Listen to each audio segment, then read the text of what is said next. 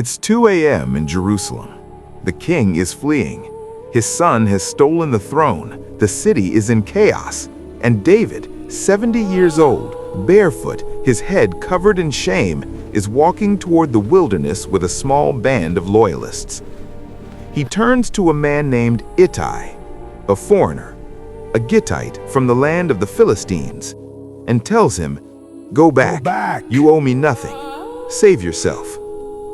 Ittai looks the king in the eye and gives an answer that changes everything. This is the story of the mercenary who refused to leave the king at his darkest hour. 4 years earlier, Absalom started playing the long game. He'd sit at the city gate every morning, handsome, charismatic, his hair flowing, and intercept anyone with a complaint against David's government. "If only I were judge," he'd say, voice filled with sympathy, "I'd give you justice." He stole the hearts of Israel, methodically, patiently, like a politician kissing babies while sharpening the knife. Tonight, the mask dropped. The messenger burst in. "The hearts of the men of Israel are with Absalom." David had minutes, not hours. He didn't grab gold, didn't summon armies, didn't even lace his sandals. He ran, east, across the valley, up the Mount of Olives, weeping as he climbed. The man who killed Goliath, who united the tribes, who built Jerusalem into a golden city, reduced to a refugee in his own kingdom. But here's what nobody saw coming. Bringing up the rear, 600 armed men, Philistines from Gath, Goliath's hometown, and they're not attacking, they're joining. David sees them and stops dead. 600 warriors, giants most of them, with women, children, baggage carts. Leading them is Ittai, and he is marching into exile with a defeated king. David walks up to this giant, this enemy, this mercenary who arrived literally yesterday, and says what makes no sense. "Why should you come with us? Go back. Stay with King Absalom. You're a foreigner, an exile already. You came only yesterday. Today I'll make you wander? I don't even know where I'm going. Go, take your people. May the Lord show you kindness." Listen to that again. David is offering the golden ticket. Absalom is winning. The smart money is on the new king. And this fugitive, this barefoot, weeping, politically dead old man is telling a mercenary, "Your contract is void. Go work for the winner." It's the most rational business decision in the world. But Ittai looks at this broken king and says, "As the Lord lives and as my lord the king lives, wherever you may be, whether for death or for life, there also will your servant be." He swears by Israel's God, this Philistine, this giant from Goliath's city. And just like that, the refugee army gained 600 of the most terrifying warriors in the ancient world, not because they had to, because they chose to. They march for 3 days. Not a journey, survival travel. Fast, silent, desperate. Crossing the Jordan into the wilderness of Mahanaim. And here's the detail that destroys me. The text says Ittai brought all the little ones who were with him. Little ones.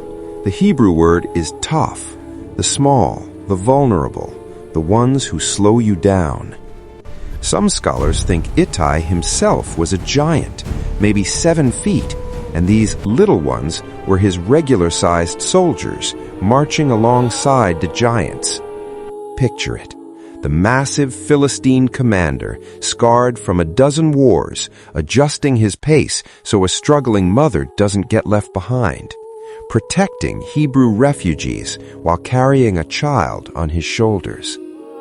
The boy who killed Goliath, guarded by Goliath's neighbors. At Mahanaim, David does the unthinkable. He divides his army into 3 commands.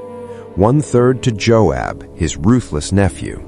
1/3 to Abishai, Joab's brother. 1/3 to Ittai the foreigner, a mercenary, a recent arrival, a Philistine, given equal rank with the king's own blood. Then David tells all three, "Be gentle with young Absalom for my sake." Even now, betrayed, hunted, stripped bare, he's a father first. But Joab didn't listen. The battle happens in the forest of Ephraim, and it's a massacre. Absalom had 20,000 men, but David's veterans knew how to fight where trees swallow armies whole. The rebels, mostly conscripts, mostly green, get lost, separated, crushed. Ittai's division cuts through them. But then, the tragedy. Absalom, with his annual haircut that weighed 200 shekels, rides under a massive oak. His hair catches. He's suspended there, helpless, a prince hanging by his own vanity. A soldier finds him, reports to Joab, and Joab, despite David's explicit order, despite knowing it will break the king's heart, drives 3 spears through his chest. The messenger arrives. David doesn't ask about the battle, doesn't ask about casualties. He asks one thing: is the young man Absalom safe? When he learns the truth, he walks up to the chamber over the gate and cries out, "Oh, my son Absalom, my son Absalom, if only I had died instead of you. Oh, Absalom, my son, my son." The kingdom is saved. The father is destroyed. And through it all, Ittai remains, silent, faithful, there. We don't see Ittai's reaction to Absalom's death. The Bible is silent. But we know this: when David returned to Jerusalem, when the kingdom was restored, when the politics got messy again, Ittai was there. Jewish tradition says he rose even higher. When David conquered Rabbah, he took a crown from the idol's head, 1 talent of gold, a king's ransom. By Hebrew law, no Israelite could touch it, but Ittai, the faithful foreigner, could wear it. The mercenary became royalty. Then he vanished. No more mentions, no death scene, no tomb, just gone. But we know what he did when it counted. Here's why this 3,000-year-old story still hits. Ittai had every reason to walk. Every rational, self-interested, survival-based reason. Foreigner, no blood tie. New arrival, no history. Terrible odds, David was finished. 0 upside. Best case, old job back. Worst case, dead in a foreign war. But he looked at a weeping, barefoot, defeated man and said, "Wherever you go, I go." Not because he had to, because he chose to. In a world of transactional relationships, where we calculate return on investments and friendships, where loyalty expires like software, where we ghost people when they're no longer useful, Ittai is a gut punch. He reminds us the most valuable thing you can offer isn't your strength when someone's strong, it's your presence when they're falling apart.